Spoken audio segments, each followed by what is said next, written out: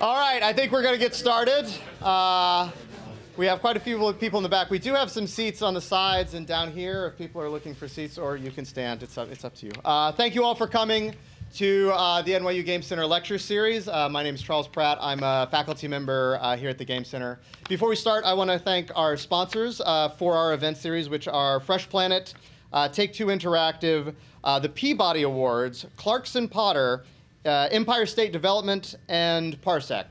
Maybe. We're pretty sure it's Parsec. Round of applause for our sponsors. Thank you. Thank you all for coming out tonight. It's easy to forget, but the Game Center is actually not that old. It is not too long ago that we did not have an MFA program. We didn't have a BFA program. We were what is called an interdepartmental initiative among a lot of schools, Tisch, Courant, and our beginnings are actually just like a couple of offices in a single classroom on, if I remember correctly, the 6th floor of 721 Broadway, like the Tisch building. 7th floor. No, can't be. The 7th floor at 721 Broadway. Anyway. So we had like a single classroom, and we didn't really have, all we had was a minor. And so we had a lot of students come through there. And one of those students was tonight's guest, Rob Meyer. I have a distinct memory that maybe I have fabricated, but I'm pretty sure it's true. You can confirm. Of Rob coming into my office at one point, which was not my office. It was an office shared by Eric Zimmerman and Jesper Juhl that they allowed me to use to talk to my students. And Rob sat down, and Rob was about to graduate, was a senior in film and TV, had, I think, a summer job doing some editing, right? That was what you were trained to do? Yeah. And Rob had a problem, which is that Rob had realized that what he wanted to do with his life was not make movies, he wanted to make games. And he wasn't going to be at the school long enough to even take all of the classes that we offered. He certainly wasn't going to be around for the year, how long it was going to take us to start an MFA or a BFA. And he wanted some advice about what to do to start a career in games. And so I can't remember exactly what I said, but I think I said something along the lines of, well, you should just make them. Just make games. If you want to be a game designer, if you want to work in the industry, make games. And finish them. If you start a game, don't leave it half created. Don't just have like a prototype that kind of works. Have an idea for a game, start it, and finish it. It should have a beginning, middle, and an end, because then at least when you're showing it to people, perhaps future employers, they'll at least know that you can finish what you start. And I had no idea what I was talking about, right? Like I was a young adjunct, right? Like I was just like, that sounds right. And it turns out it worked. It worked, here we are. And so I've been repeating it ever since because it does seem correct. I think it is good advice now, it turns out. I intuited it. In my inexperience, I intuited the correct piece of advice. And we are here tonight because Rob has recently finished another game that you may have heard of. It's a very small indie title called God of War Ragnarok, yes. And in the interim time, the Game Center has very slyly adopted Rob as one of our alumni. I don't know if we've told you that, but we take credit for you. Don't tell anyone at Film and TV, but and we're extraordinarily lucky and happy to have him here tonight. We're very proud of the work that he's done since he left the Game Center, reaching, kind of a high up, an important role in one of the biggest studios in the industry, working on one of the biggest games to come out probably in the last 3 or 4 years. And so we're very happy to have him here tonight to talk a little bit about how he thinks about his job, how he thinks about game design, the subject that brings us all here today, the reason that the Game Center was started, and talking about balancing, his craft and his practice and the things he cares about as a creative person with the process of working in a very, very large company, a part of a big team, working on a very expensive and very high-profile game. So I think we're going to learn a lot tonight. So please give a round of applause to Robert Meyer.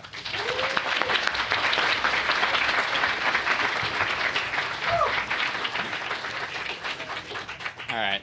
Thank you for that intro, Charles. Pretty accurate as far as I remember. But just to respond to the intro real quick before we get started, I do have to say, I took Charles's Thinking About Games, I think it was called, my first semester senior year at NYU, kind of on a whim because it was a Tisch Open Arts elective, and I kind of liked games.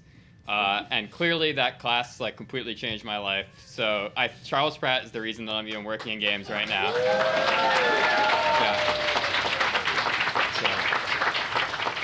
It feels great to be still friends with him and talking with him and have him inviting back. So really appreciate that and love the NYU Game Center for it. All right, so let's get started. This is Reckoning with Fate, combat design at the scale of Ragnarok. I'm Robert Meyer from Santa Monica Studios. Let's just dig in. So what's in this talk? First, I'm going to be introducing myself, the game, my role in the game. Then we're going to dig into gear design, some of the goals, problems, and pursuits of designing all the gear and progression systems. Then we're going to do a quick boss fight design walkthrough of one of the boss fights I worked on. Then we're just going to wrap up with some thinking beyond games. So first, introducing myself. My career route, as Charles mentioned, I was a film student here at NYU, but I took some open arts electives, Game Center classes on my way out the door. I took Intro to Programming my very last semester of college, so good stuff. But I was working in film and videos post-production. That was kind of like my area of specialty within film. But I was making my own personal games on the side, thanks to Charles's advice. I was using Flash, the Flixel engine, if anybody knows what that is. It was a great Flash game engine back in the day with ActionScript 3. That's how I was kind of teaching myself to program and make games and make art and do all the stuff needed to make your own little indie Flash games. My first job in games actually was at a startup called Guerrilla Apps, and Naomi Clark was the lead designer, and it was just me and Naomi and some other people at the startup. And I will say, having your first job in games be the one-on-one with Naomi as your lead is pretty lucky. So that was also a really great way to start my career. Then I worked at another studio called Large Animal Games, RIP. They were a great New York studio for a while, working on a lot of web and mobile games. This was a lot of client work, a lot of kind of advert games. We made some of our own original puzzle games and stuff like that as well.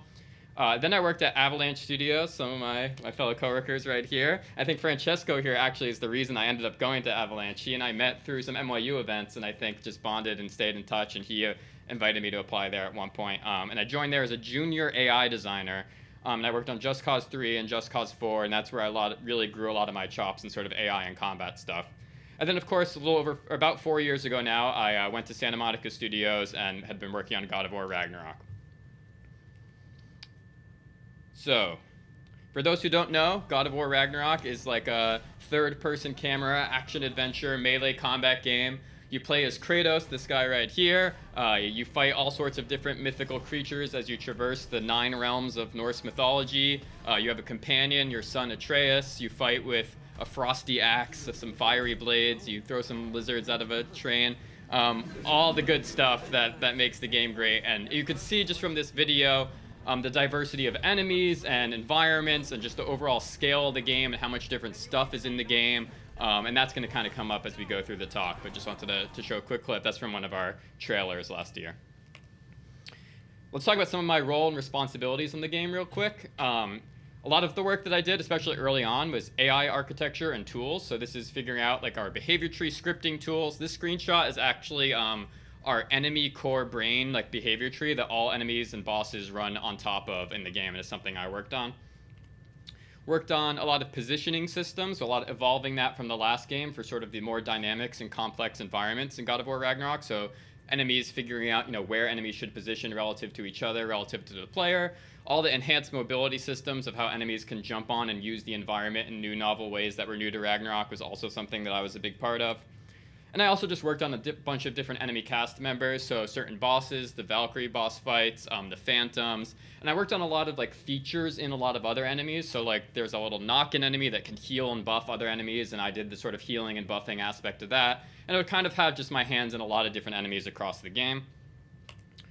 I also worked on all the gear design for Kratos, so all the gear you can equip throughout the game, its kind of stats and perks. That was one of the big things that I was in charge of. And I also did all the status effect systems in the game, so status effects on both the player and enemies. And I did this spear siphon mechanic where you can siphon an element out of an enemy onto your spear and then use an elemental sphere because of that. So I worked on some of the hero systems as well.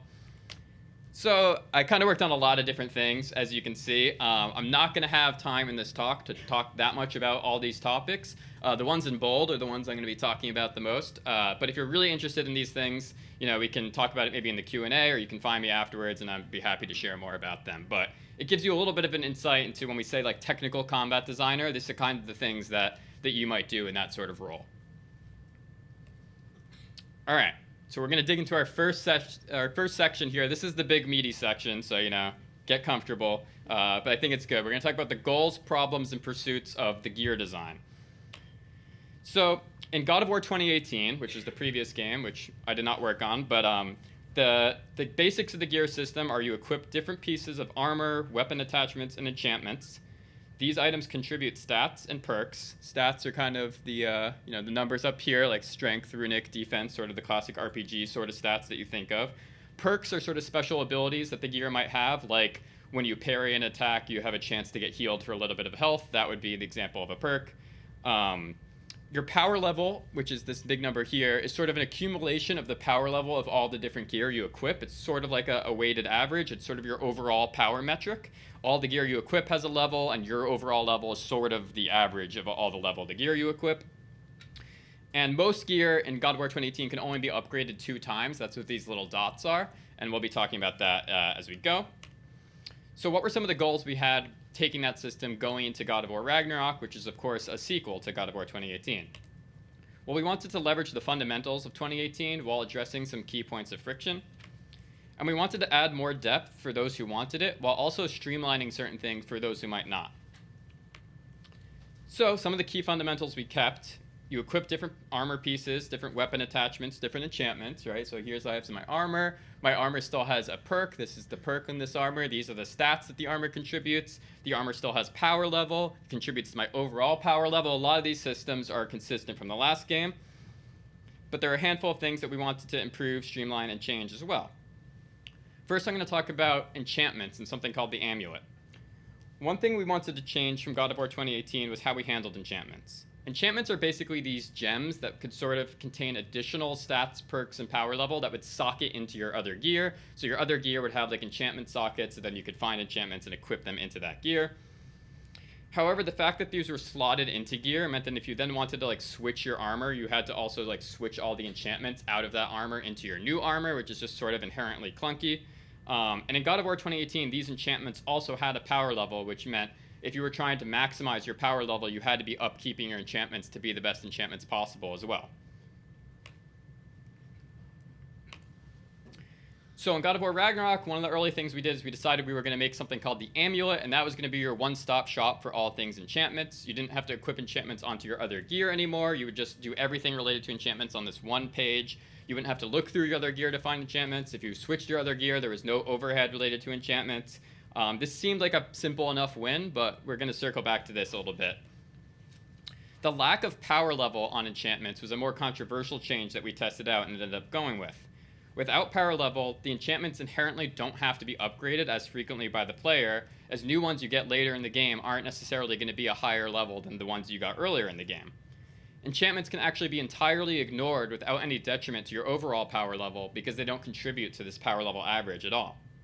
The flip side of this is players are much more likely to stick with an initial loadout of enchantments and ignore new acquires over the course of the game, and we'll talk about this balance and concern a little bit more later. So what should these enchantments do?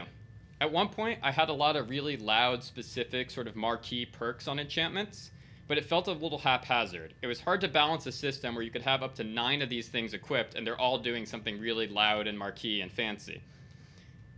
We felt that we wanted stats-related gameplay somewhere. For those who are really hardcore into God of War 2018, the skill tree had some stuff where like certain skills would get better if your stats were high enough. We weren't doing that here. We did something different with the skill tree on God of War Ragnarok that called like the mod token design I'm not going to get into. So we had this thing of like, okay, well, where are we going to do this like secondary stats gameplay? We landed on kind of 2 core ideas. One are enchantment sets. So this Midgard enchantment set here, if you equip 3 Midgard enchantments, it increases all of your range damage based on your cooldown. So it's kind of using the stat in a new, like recontextualizing it, and now the cooldown stat is doing double duty in a way that didn't do before. So now you can maybe do like a cooldown ranged build, and that could potentially be interesting. And the other thing we did are kind of powerful enchantments that required having a stat at a certain threshold in order to activate. So this one here constantly heals you over time, but you need to have your vitality at 60 or above in order to use it. Together, this could create sort of like a menu tinkering stats puzzle gameplay that we thought would be healthy and fulfilling for those who are interested in that sort of thing. And because this was all on enchantments which no longer had a power level, it meant it was very permissible to ignore all of this if you wanted to just progress through the game on your own way. In the end, the overall goal was to use the amulet and the enchantment redesigns to make this area of the game a sort of opt-in place for complexity and build tinkering, but at the same time make it more permissible to ignore it and make it less upkeep dependent than the past game. So how was all this perceived? I'm going to read a quote from this is a real critical review of the game, and this is a quote. I'm just going to read it in full. Eventually, I acquired an amulet that had a dozen slots I could fill with various combinations of gems, and I sighed. I can't imagine Kratos would actually want or care about this stuff. I know I don't. While I assume some players will get a kick out of min-maxing all the stats and skills, creating specific builds and whatnot, I just got tired of it all. I'm here to rip enemies in half and toss around a big old axe, not to balance my taxes via 7 different menus. Thankfully, this is the key, thankfully, if you just pick 2 stats and upgrade everything around those, you can mostly ignore all the fluff and still end up a powerful god killer. So, you know, a great quote there. I don't, you know, I respect it. I mean, despite a lot of the efforts I talked about, a lot of people see the amulet as something new and complicated, not something that is simplifying the past enchantment system, which is understandable. We presented this as sort of a new section under the armor menu that didn't exist in the previous game. It got a lot of mixed reactions from people who weren't into the more RPG build min-max systems of God of War. However, in the criticisms was sometimes embedded this important acknowledgement that you could ignore it and still have fun, which of course was a big part of the point that I just started to go over. But the lesson here is still to think carefully about presentation and context, especially when you're working on a franchise or a sequel. There's a lot of expectations coming from the previous games. Just because you feel like you're only moving something around or simplifying something that existed before doesn't mean players are going to see it that way. They might see it as you cutting a thing they liked or adding a new thing that they don't care about. It's important to be mindful of the context and expectation players will have coming from previous works in either the game or the genre in general. Another thing we did that was a little bit more straightforward to try and work towards this goal of streamlining things for players who wanted to opt out of some of this complexity was we added an auto-equip feature. Pretty straightforward. You could press L3 and it would pull up this menu, and you could just pick a single stat and it would auto-equip all the best gear you had, prioritizing for that stat. So if you just wanted to like build all around one stat and just have the highest power level without micromanaging, this feature could hopefully let you play that way. So this wraps up our sort of first goal of gear design, kind of adding the depth for those who want it while streamlining for those who don't. But you'll see this gets touched upon a bit repeatedly as we go. The next goals, we wanted to support a much wider variety of builds and play styles in God of War 2018. And we wanted to enable more player freedom, but still encourage exploration and changes to keep things fresh throughout a long game. An early design suggestion set forth from our game director, Eric Williams, that worked towards these goals was to let all pieces that have a power level be upgradable all the way to the max power level, which in our game is power level 9. So you might remember I said in God of War 2018, each piece of gear can only be upgraded twice. That means if you got a gear at level 3, it could go like to 3.5 and then to 4, and that was it. Now in God of War Ragnarok, every single piece of gear can go to level 9, no matter what. There's no gear that gets capped at a lower level. The 2018 model of planned obsolescence gave a very specific and deliberate pace to how often players would have to change their gear throughout the game. And it gave a lot of control to designers for presenting specific kind of choice points throughout the game. We know when you got to level 4, you were going to be picking between these 3 new level 4 armors, and we could sort of pace those decisions throughout the game very deliberately. Removing this kind of muddied all that. But there were some benefits as well. Of course, there's increased flexibility and expression. You can use the gear you want at any point in the game, and you're never forced to change.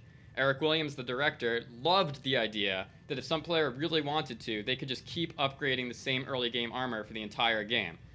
As the person who was designing all the other armors in the game, I was slightly less thrilled with this idea initially, but I understood where he was coming from.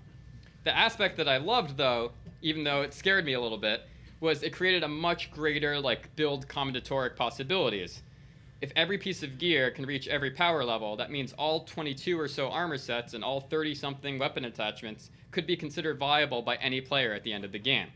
this was a massive possibility space increase compared to God of War 2018. But it presented some challenges as well.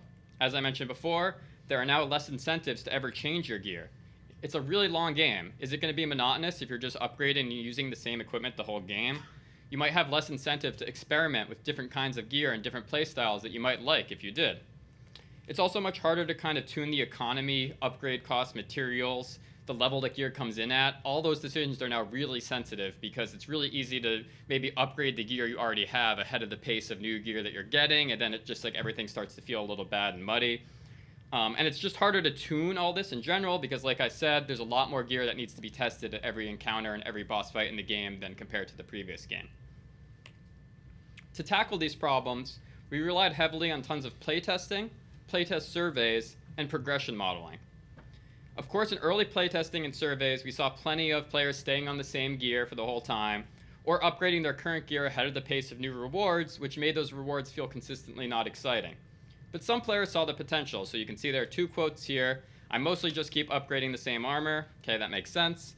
I like that most armor items felt like they could always be good if you continue to upgrade them, so their specific gameplay features become the selling point. All right, this player is kind of seeing the promise of the system at least. That's a good sign. The progression modeling involved a lot of spreadsheet documentation of our economy designs and our gear drops, and I want to give shout outs to Ryan Baker, one of our senior progression designers, and Jason McDonald, our design director, for really helping spearhead a lot of this. We tried to model our expectations for gear acquisitions and progression in a way that we felt would be healthy on paper, and then we constantly playtested and iterated on things to try and get the reality of the playtest to match sort of our models. You can zoom into that picture a little bit and show a little bit more of our kind of planned power level progression of different gear slots at different points in the game. So like each row is a different level in the game kind of chronologically, each column is a different piece of gear, and these are like the levels that we expected you to get that gear to at that point in the game, and we would constantly like cross-reference like what we thought should be happening with what was actually happening in playtests and like adjusting things to kind of get them in line with each other. One trick we used was to have the cost of upgrading a piece of gear to be level 4 be different than the cost of buying new gear at level 4. Maybe new gear at level 4 only cost hack silver, which is our most basic currency, where upgrading existing gear might cost hack silver plus these other materials, which might be kind of hard to find. So you at least had a temporary incentive to switch new gear if you were trying to maximize your level, even if you could then upgrade that other gear to match and go back to it later if you wanted to. Or similarly, we'd reward a level 5 armor during exploration content when we knew the resources to upgrade from level 4 to 5 weren't available yet, so we were pretty much guaranteeing that that level 5 armor would at least be exciting and enticing for a short time. One lesson here is that by removing the somewhat arbitrary constraint in the upgrade cap from the last game, we incurred an increased complexity elsewhere, since now to achieve healthy gameplay, we needed to do all these sorts of tricks. And to pull off those tricks required like more upgrade material types, a lot more less predictable upgrade costs for players, both of which, put pressure on system design and UI and UX design to kind of solve all those problems. Oftentimes, it can kind of feel like squeezing water in a balloon. We squeeze the complexity and the restrictions out of one area of the game, but it kind of just like gets pushed into a new area of the game. So it can be very tricky. And the other big challenge with this whole approach of everything going to 9 was also just the massive amounts of my personal playtime needed to like test all this. Because I had to just constantly run through the game, prioritizing maybe using new armor, upgrading my existing armor, as there was, really no better way to test it and like test the progression of the economy than just playing it over and over. But we did a lot of playtesting. We do a lot of playtesting at our studio, and we have very good telemetry tools for recording data from those playtests that we could then analyze after the fact. This telemetry is from a pre-release 20-player playtest. The top chart shows different levels of the game on each row, and each column are the dev names of different armor sets. The numbers show how many players were using that armor set during that point in the game. The bottom chart shows different armor sets on each row, but different days of the playtest chronologically of the columns from left to right. Both of these let me see patterns in terms of the popularity of gear, where in the game it's popular, how long players tend to stay on the same gear, when they switch, and I'd use these charts to kind of identify like clumping that I thought might be unhealthy or patterns that I felt like might be unhealthy, like, okay, it makes sense at the start of the game, there's not that many armors available, so everybody's kind of using one of the first 3. Okay, they're getting more armors, they're sort of spreading out. Oh, but what's happening here? Like, a lot of people are sticking on this Alfheim armor. Is that something I should look into? And we did nerf the Alfheim armor at some point. But like, so it's a lot of just like looking at this data to kind of like reinforce your expectations and say, okay, but you know, here we have a pretty healthy spread, and you sort of just keep doing this with every playtest and looking at the patterns. The other thing I talked about is we do surveys. So as the players are playing the playtest, we will like at periodic points pause them and give them surveys, and we work with like, you know, our user research team to kind of prepare the questions. So one of the questions I always like to ask them was, what is your build strategy? Because it's one thing to look at what they have equipped on a spreadsheet, but you want to really hear why they're doing what they're doing. A survey or an interview is really the way to go. So I'm going to read some of the different responses we got. These are all pretty much direct quotes from the surveys. Whatever is available, I don't have a clear strategy when upgrading, okay? I mean, I like the honesty is good.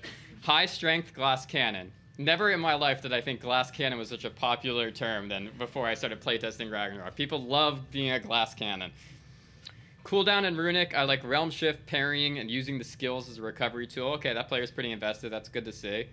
I don't really pay attention to the RPG stats or tendencies in this game, to be honest. I have serious doubts that wasting my time min-maxing for every encounter would make even the slightest difference. Okay? Slightly harsh, but that's what playtesting is all about. They're seeing the reality of all the different players. Meanwhile, I have a build going where using runic attacks restore 70% of my cooldown based on my luck, paired with the longer duration of stat effects and health stones. It makes the game so much more enjoyable, and it feels like I'm in control. I'm pretty sure several people came to me after this survey and were like, Rob, did you tell this person what to write to like validate that you're doing a good job? I was like, no, I swear. People are like, he even looks like you. I feel like it might be you. Or, you know, I haven't been looking at the stats. I just look at what looks coolest on Kratos. Which is also hard to deny. In every FromSoft game I play, it's all about the fashion. So clearly there's a lot of gear playstyle diversity. We have a wide range of players and approaches to these systems. We've got God of Fashion players, as I call them, who pretty much prioritize progressing through the game and just equip what looks cool. You know, maybe they prioritize some stats, but they don't care about all the special effects and perks. Maybe they pick one or two perks to care about and build around, or maybe they're deep into all aspects of the build crafting. We want all of these types of players to be able to have fun and feel like the God of War and enjoy playing as Kratos. So it's important to understand that all these types of players exist and keep these different styles in mind when crafting both the systems and the individual pieces of gear.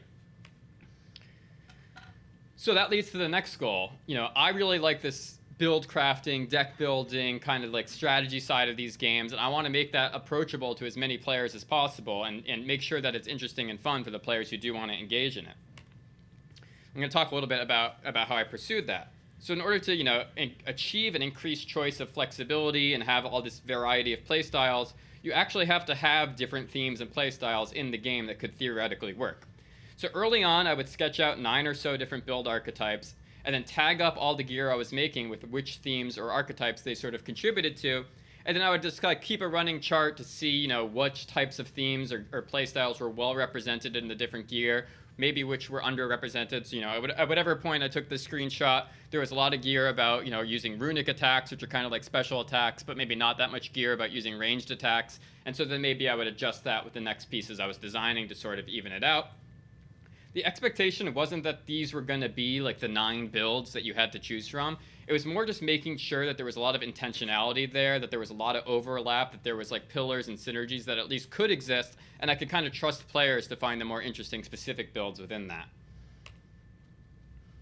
In both 2018 and Ragnarök, each armor set consists of 3 pieces: a chest armor, a wrist armor, and a waist armor.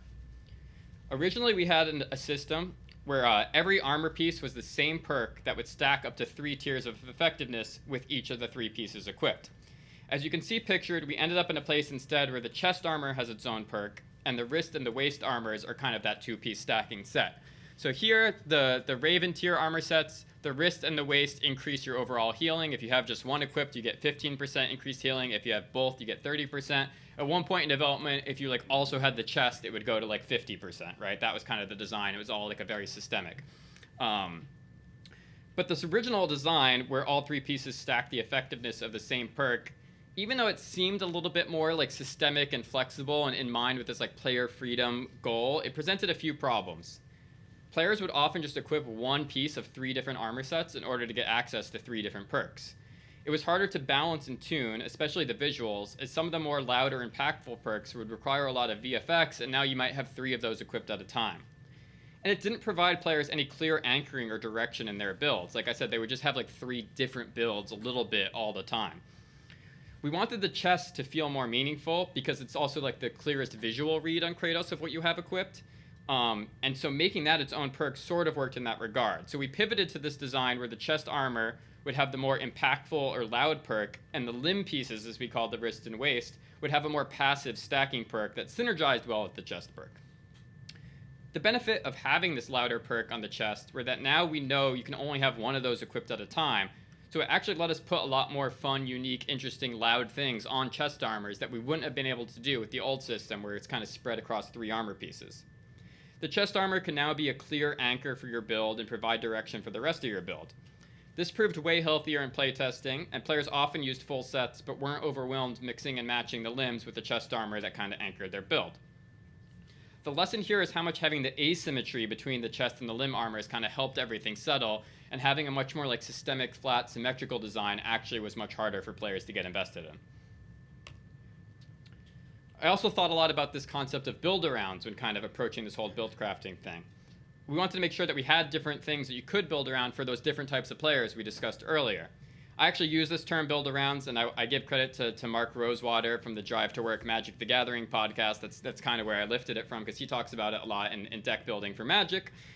We kind of had 2 styles of build-arounds. We had like gameplay themes, right? Like status effects or your special attacks or cooldown or defense. And we had stats build-arounds like strength, cooldown, defense, like things that were really oriented around the stat, things that were really oriented around systems. And we wanted to make it so that there was ways to build around either of those things or combine them, as you can kind of see here.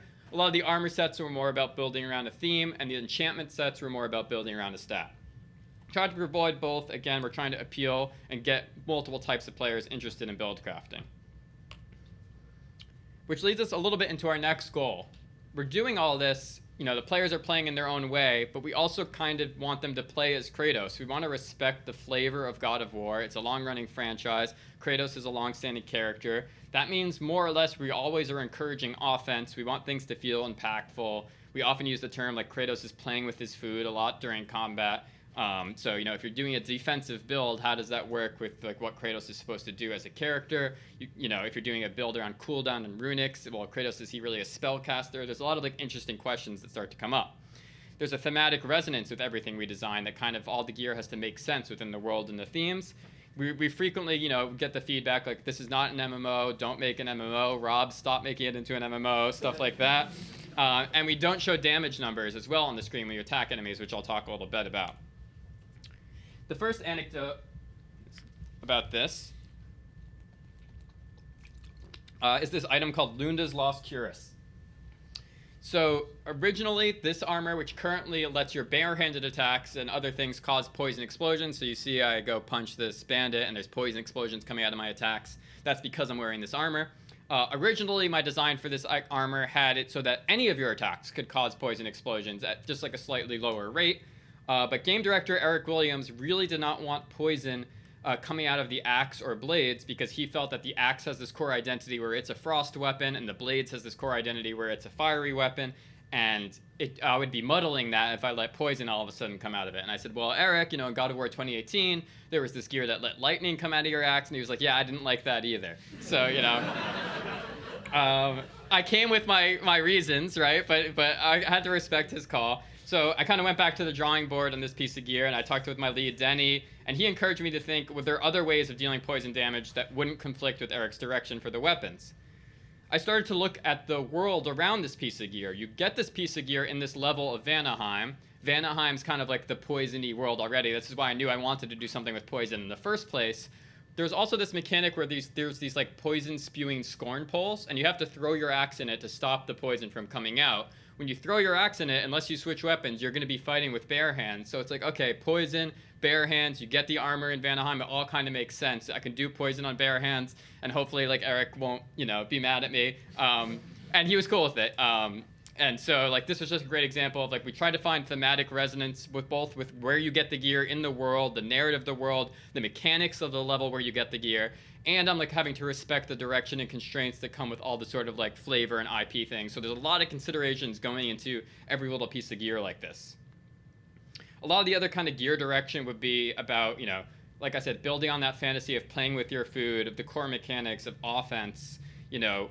Also, we'll talk a little bit more about the special effects and buffs and the visual feedback. It can get a little bit noisy, and we don't want it to feel like an MMO. We don't want Kratos with like fairies flying around them or like different spells shooting out of them. So there's a certain like box that we have to stay into, and you know sometimes I have really cool ideas for gear, but it requires like ridiculous effects for it to make sense, and that's sometimes a reason not to do it. That's really valid for our game.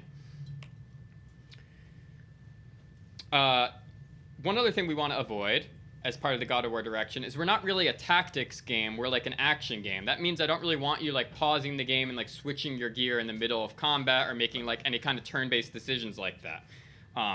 Kratos has a rage meter, which is sort of a special meter that builds over combat that can be used for a special mode or a special move. But some players tend to not use it that much. So I kind of went about designing a piece of gear with that in mind, one that sort of let you benefit from the fact that you might have this available pool of rage. So actually, initially in the design, this part underlined in yellow, that incoming damage that would be lethal would be absorbed by available rage, was the only aspect on the gear.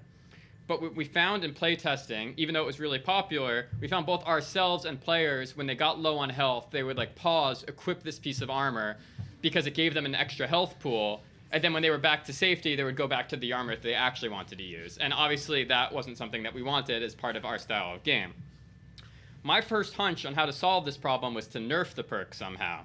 But design director Jason McDonald actually was the one who had the genius advice to add something to it. He said, give me a reason to keep it on even when I'm not low health, instead of diluting how good it was when it's as a low health crutch. So that's why I added this first sentence, Kratos' melee damage increases based on his rage. So now just having the rage bar full was good for you all the time, even when you weren't low health. And that like gave us a much healthier sort of experience with both ourselves and players. If they chose to use this gear, they would kind of just keep it on more consistently. They wouldn't hot swap it to it as much, because hot swapping away from it kind of had a penalty. In general, Jason always loved when things felt strong, unique, and noticeable. One of his catchphrases is basically, is it noticeable? Is it noticeable? So, which leads us perfectly into no damage numbers. So how do you communicate the impact of all this gear and stats and build tinkering in a game that doesn't show you how much damage you're doing with every hit as a very clear number? All you see is the amount that the health bar is going down with every hit, and it's kind of hard to see the difference between like, 10% and 12% going down on each hit. Obviously, damage numbers would be off direction from a franchise and IP perspective. Adding them wouldn't be respecting the God of War flavor and would go against several of the direction points we just talked about. However, not that many other games have our depth of gear, stats, perks, RPG systems without showing damage numbers. What this forces us to do is actually to over-tune a lot more stuff to make it stronger than we would if we probably had damage numbers. So not only are we over-tuning, but we're also reinforcing the feedback in multiple ways, like escalating the hit reactions on enemies. So as you can see here, before I get the buff of strength, I'm not causing the jogger to play that much of a hit reaction, but once I am. So I could have just increased the damage without increasing the hit reaction, but this really like sells the impact of the buff in this kind of secondary way a lot more clearly. But with all this over-tuning, it leads to an approach where we have a lot of very strong options, and this is part of why we keep louder and more impactful buffs on things like chest armors or relics, since we know you can only have one of those equipped at a time. So even if we know there's a lot of really strong chest armors and relics that are, quote-unquote broken or OP, you can only equip one of them at a time or two of them at a time, so maybe it'll be okay. And we'll talk more about this balancing next. So the next goal was, how do we make the game balanced, especially if we're over-cranking a lot of things because we don't have the damage numbers. And we have 5 difficulty levels that you can play the game on that adjust the combat difficulty, and we want an appropriate level of challenge in all 5 difficulty levels. We want to have multiple viable and attractive build options, which means the builds have to be somewhat balanced against each other. And we don't want to rely on any patches after release for this balancing. We really want the launch edition to stand the test of time, and that's something that's really important to us. So our approach to tuning is kind of similar to what I just talked about with the damage numbers. One of my design leads on Ragnarök, Meyer, used to always say, make it strong to prove there's a customer, then we can tune it down and ensure the customer is still happy. We talked about these enchantment sets earlier. The Midgard enchantment set, which increases the amount of range damage based on your cooldown. But I don't really show you how much it increases your range damage or how it scales with cooldown, and there's not damage numbers in the game. This takes a lot of trust from the player that this is actually going to be worth it for them to try, and it takes up 3 slots in their enchantment, so it's like a premium like real estate space as well. Early playtesters did not see the value, and we got a lot of feedback that these enchantment sets felt weak and that they weren't worth it. So in the following playtest, I like cranked the numbers up super hard in the other direction, and especially because this was the feedback I was getting from Meyer. Meyer was like, well, if you make it strong and still nobody uses it, then we know we have a problem. Well, I made it strong, and players went through the whole game destroying enemies with axe throws in like 2 hits without them ever being able to attack. This was the infamous, I think it was P9. We always like have numbers for the players. And like P9 played the entire game just throwing the axe and demolishing everything. And everyone was, messaging me, are you watching P9? I'm like, yeah, I'm watching. I see. Yeah, don't worry. It's all part of the plan. But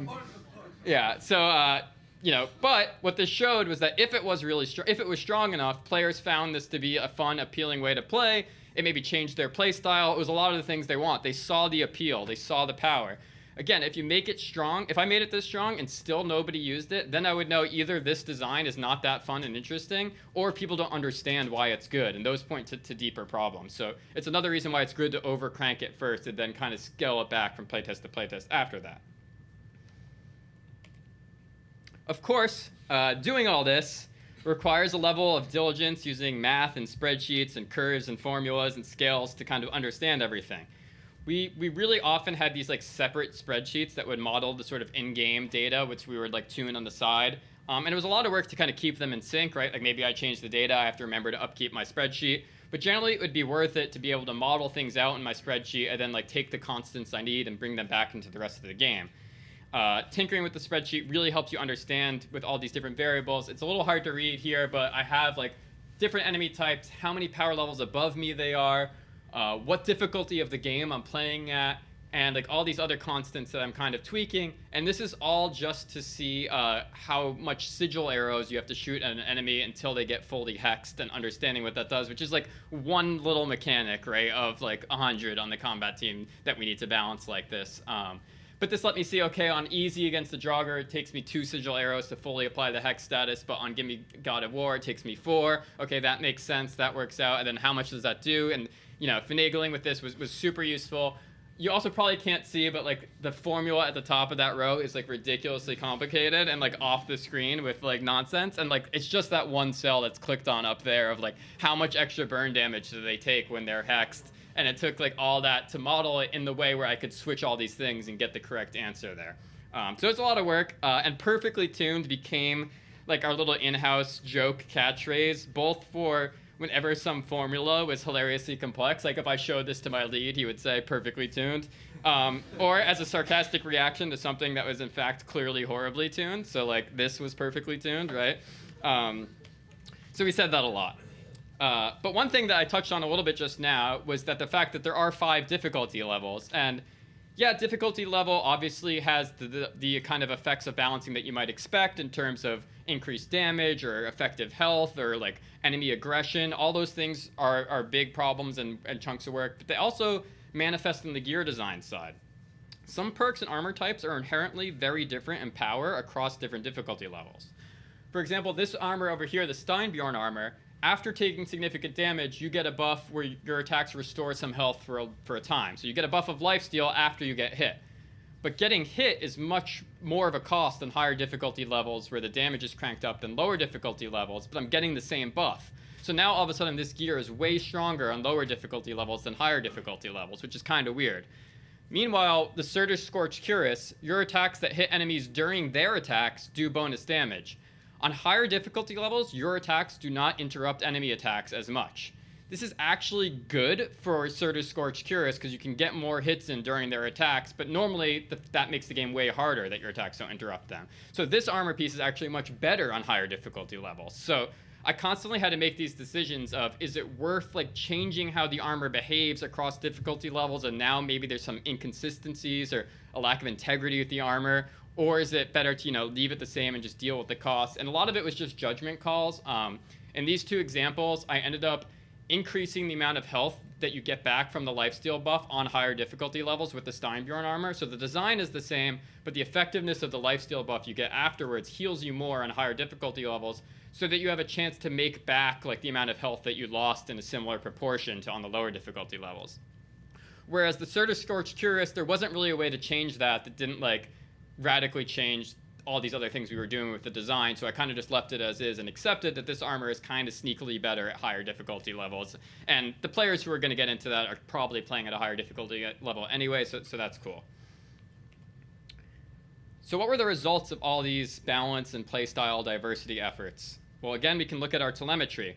One of our final playtests, I would look often at telemetry breakdowns of how many players used each piece of gear at specific moments in the game, such as during the final boss fight, in order to measure endgame playstyle diversity. This allowed us to see that we were getting a big gear spread of diversity on endgame stuff compared to God of War 2018.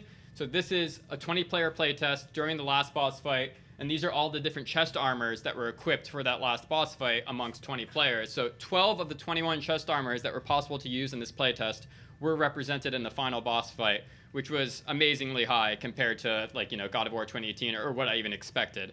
As well as like a similar proportion of all the other gear, like almost half the gear was represented in the final boss fight by some player or another.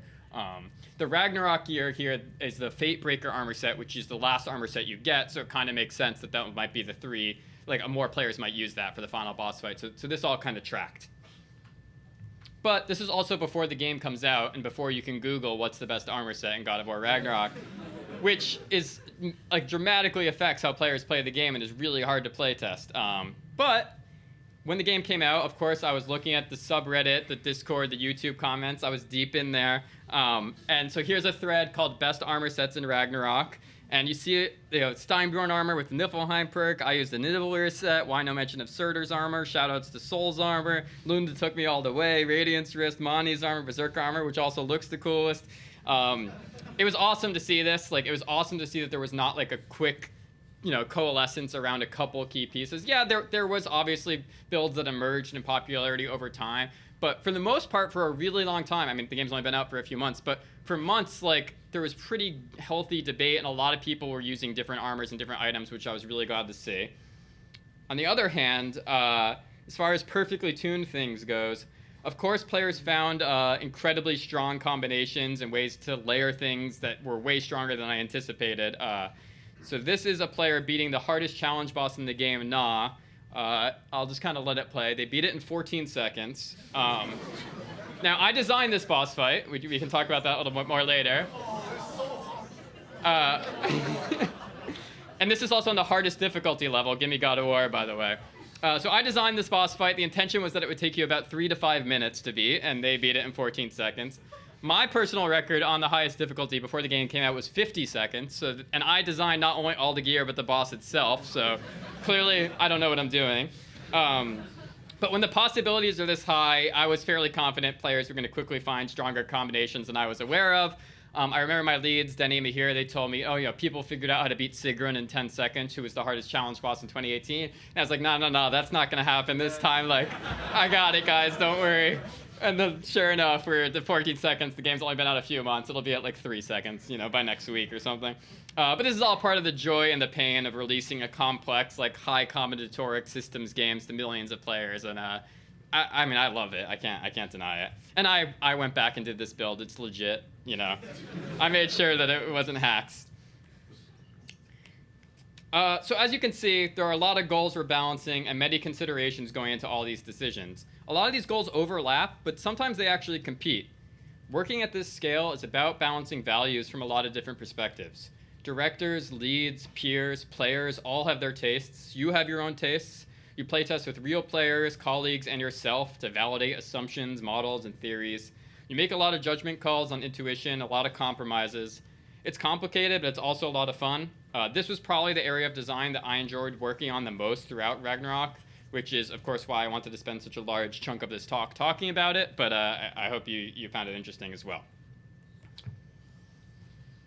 There's a part 2. All right, so that wraps up the whole kind of like gear progression design talk. Now I'm going to do a bit of a boss fight design walkthrough. So the other thing that I did was design some of the boss fights in the game. We're going to talk about Hrist and Mist, the Twin Valkyries boss fight. Twin Valkyries is kind of their dev name, so you might hear me call them that again. But the official name is Hrist and Mist. So Hrist and Mist are the names of two Valkyries that Odin sends to fight you pretty late in the game in your adventure. You fight them alongside Atreus, your son and companion. And it's a story boss. It's on the critical path, meaning that this boss is required to complete the game. This is not an optional boss, which is important to note because the Valkyries were in the previous game, God of War 2018, but in that game they were only optional challenge bosses, and they were very popular, but they were notably hard, and so there's a lot of kind of mixed expectations going into this game with them being a story boss. So let's talk about some of the goals and context for this fight. Like I said, there's expectations and familiarity already with who the Valkyries are as a character because they've appeared in previous games in the franchise. But now we have to respect the story tuning. Every player who wants to complete the game has to complete this fight, which wasn't true of the Valkyries in the past games.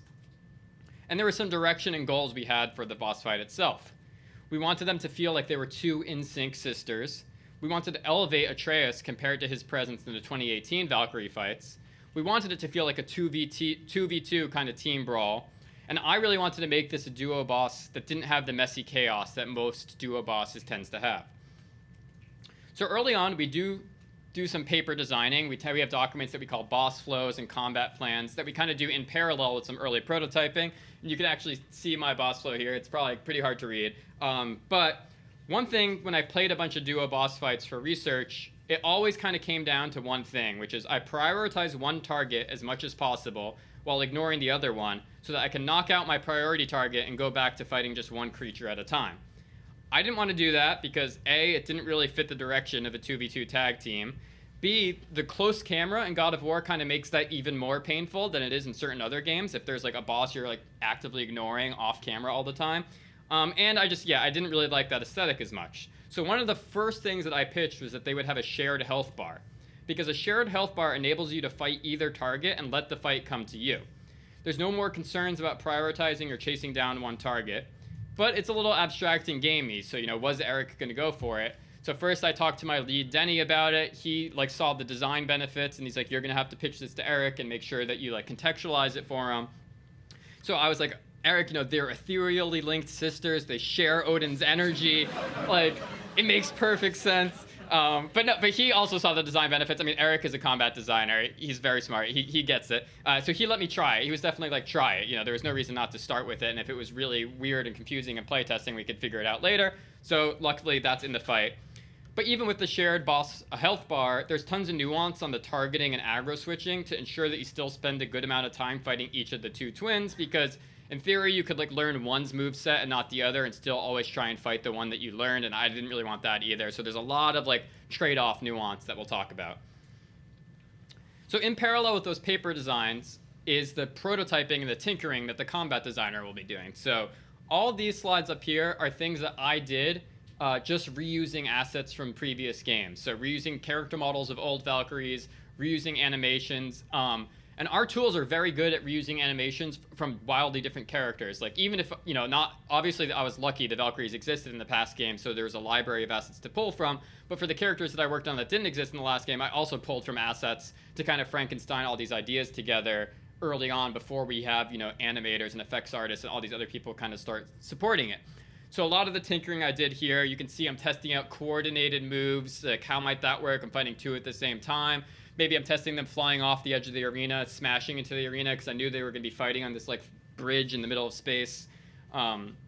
Testing out the shared health bar. So this shared health bar that you see here is all my debug drawn rectangles in Lua. This is not real UI. I'm just drawing rectangles over each other in the Lua update of the game with with rectangles. But it let me test the idea right away. A lot of what I'm doing is vector math motion warping to get them to move where and when I want over time, even if I don't have real animations. If I need them to fly somewhere, I'll use impulse vectors, or I'll just manipulate motion warping them to certain points over certain frames of animation. So there's a lot of just tinkering that you can do as a combat designer. If you can do scripting, if you can do vector math, if you understand how to manipulate animations, almost all this is possible. This down here is the one new animation that I got super early that didn't exist in the last game. Animator Dennis Pena is a genius, and he did the Valkyries in this game with me, and he did the Valkyries in the last game. But everything else on here is without new animations, and it shows a lot of what we were able to prototype. Most of this stuff sort of showed up at the end of the game. That move did not show up in the final game at all, but it was kind of a cool idea. So I had all these moves. I had Atreus. I put us in an arena, and I put the controller in other people's hands. And this is kind of what happened. It was disgusting. It was super chaotic. You weren't really ever sure who to pay attention to. Like, they have these giant wings flapping everywhere. They're clumping up. Like, I'm trying to attack this one, and I'm like getting sucked to the other one. And then I'm on this one. Then this one grabs me, and it was like a total mess. And like, the word that I just kept hearing from playtesters and colleagues was like, it's just chaotic chaos. I don't know what's going on. You know, Jason was the design director was at the point where like, just get one of the other Valkyries to like fly off in the middle of space, and you fight one for a minute, and then have them change. I'm like, no, I really don't want to do that. Like, I can do this. Like, we just need to, yeah. So it was a big problem. Okay, so let me make sure I get my mouse on the right monitor here for this. So one thing that we did, luckily, the more you make them coordinated, the more the chaos kind of naturally goes down. Because if they're doing something together, then it doesn't really matter which one you were paying attention to. Like, you'll see them do it together. So I'm going to just like pause and talk through this video and talk through all the little tricks that you see here that are addressing the problems that we just saw in the previous video. Okay, so firstly, Frist is fighting me here, and she's doing a combo. And after the second hit of her combo, she's going to fly up and off screen, and Mist is going to kind of spin in. So it's like we call this a trade-off combo. So one character would do hits 1 and 2, fly away. The other character would come in for hit 3, and now you're fighting the other twin. So you didn't, as the player, didn't have to like decide to go fight the other twin, but you're getting the experience of fighting both twins just because of the nature of this trade-off combo.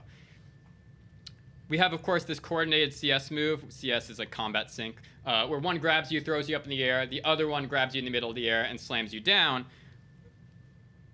Oh, God, it just restarted. All right, well, you see the trade-off combo again. Okay, so Frist is going to come grab me, toss me up in the air. Mist comes grab me down. And now, at the end of this, Mist lands in front of me, and Frist is already off in the background fighting Atreus. So now, again, I'm cleanly focused on who is my target at the end of this move.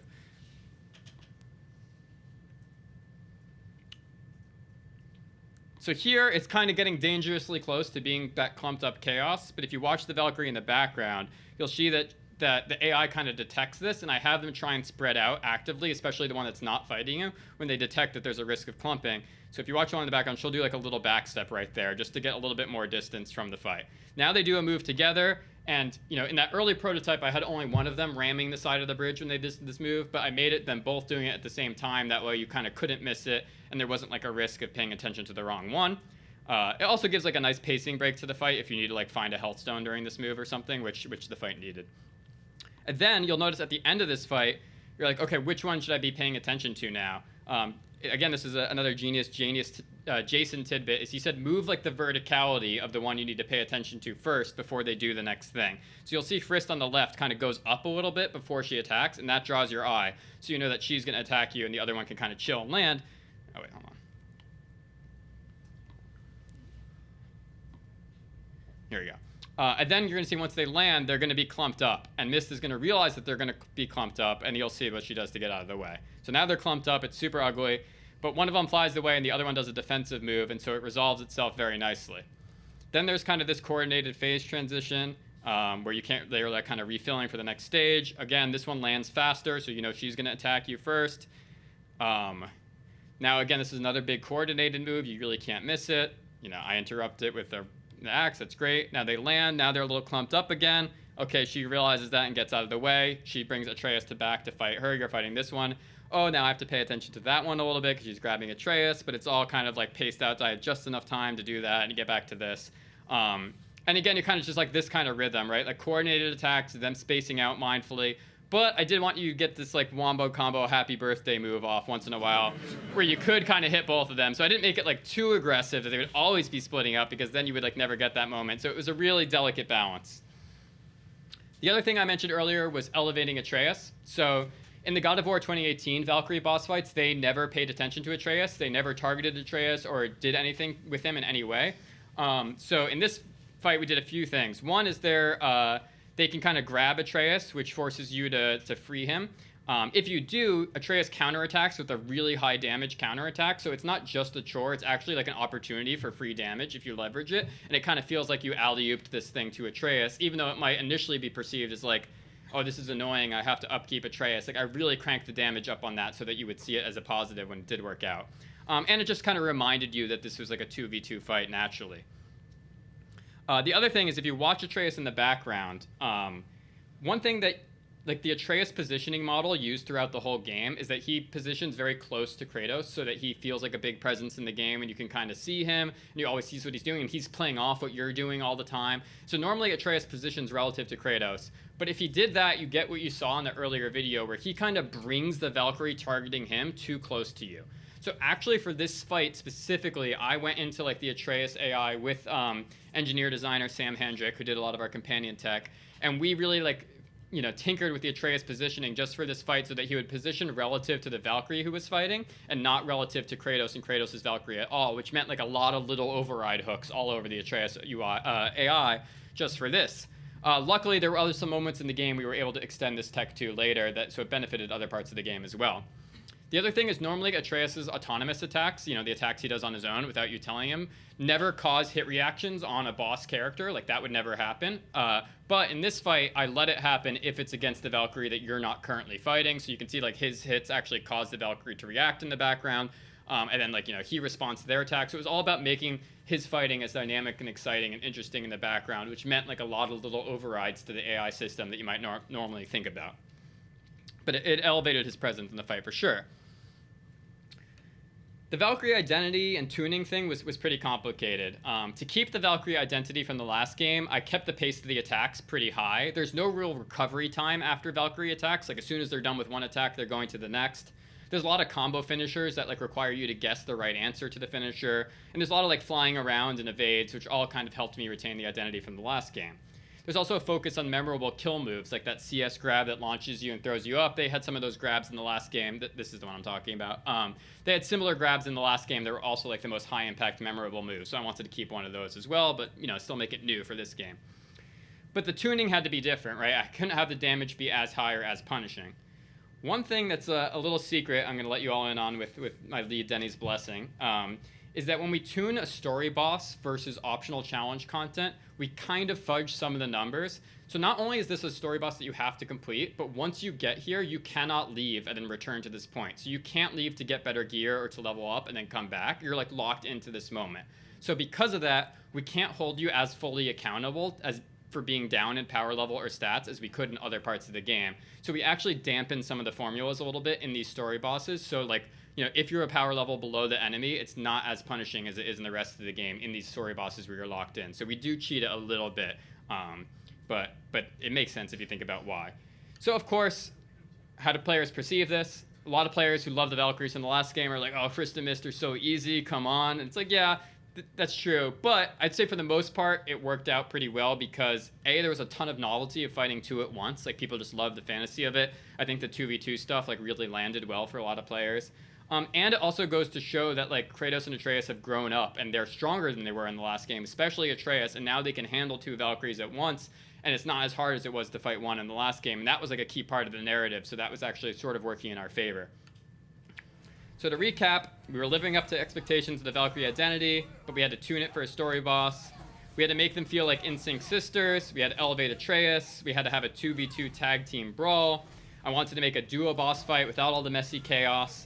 And the other thing I pitched to Eric early on that I was very glad he was on board with was to have a sick, old-school kind of God of War quick-time event finale. So I'll show an abbreviated version of that here. Atreus turns into a bear. I mean, who doesn't like that? Spoilers, by the way. Atreus turns into a bear.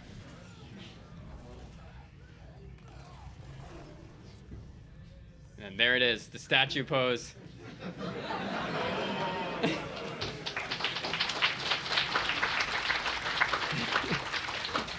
So I just want to give a quick shout out to, again, animator Dennis Pena, sound designer Prin, effects artist James Adkins. Like, the cross-departmental stuff on these boss fights is some of the most fun aspects about it, because you like really get in there in the trenches with an effects artist, an animator, a sound designer, and you're all like really in there working on making your thing and taking such great pride in it together. So super fun. And my leads, Denny and Eric, of course, for all the collaboration and support, and Jason McDonald, design director, after some of those early Chaos playtests, literally would like call me, and we'd get on a video call together, and we would go like frame by frame through some of the playtest footage of players playing the game and like talking about these kind of issues and working them out, so really give a lot of credit to him as well. So that wraps up the boss fight section. I'm going to wrap up with a very short little section of thinking beyond games.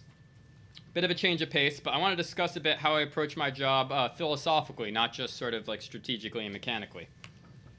So coming from my own time at NYU, and of course having folks like Frank Lance, Charles Pratt, and Naomi Clark as my early games academia influencers and mentors, I found myself thinking and reading a lot about sort of these games adjacent topics over the years, which, as an aside, I highly recommend finding like, book curators or book mentors in your life who can recommend you stuff to read and talk about them with you and then give you more stuff to read based on your interests. But part of why I love working on games is that I get to immerse myself in thinking through these kinds of topics all the time. But what I really love about thinking about these topics is how studying them helps you grapple with how the wider world works. You're not just thinking about working in games, you're thinking about society, you're thinking about humanity, you're thinking about nature and all these things in the world, and they're really fun topics to read about. These are just some example books that I've personally found helpful or interesting in thinking about these topics. These aren't like Sony Cinematica recommends. This is Rob Meyer has read these books. But these are the kind of topics that I love studying and thinking about. One of these books on the last slide, Thinking in Systems by Donella Meadows, probably contains my all-time favorite quote on this sort of grand topic, so I wanted to read it in full. I had learned about dancing with great powers from whitewater kayaking, from gardening, from playing music, from skiing. All those endeavors require one to stay wide awake, pay close attention, participate flat out, and respond to feedback. It never occurred to me that those same requirements might apply to intellectual work, to management, to government, to getting along with people. But there it was, the message emerging from every computer model we made. Living successfully in a world of systems requires more of us than our ability to calculate. It requires our full humanity, our rationality, our ability to sort out truth from a falsehood, our intuition, our compassion, our vision, and our morality. Isn't that just beautiful? And to the end, Mihir Sheth, lead combat designer on Ragnarok, to me about this talk. If you can part anything, impart curiosity, thoroughness, high competency, and a healthy amount of trolling to survive the absurdity of game development. I'm trolling Mihir right now by putting this face on the screen. And that's it. Thank you very much.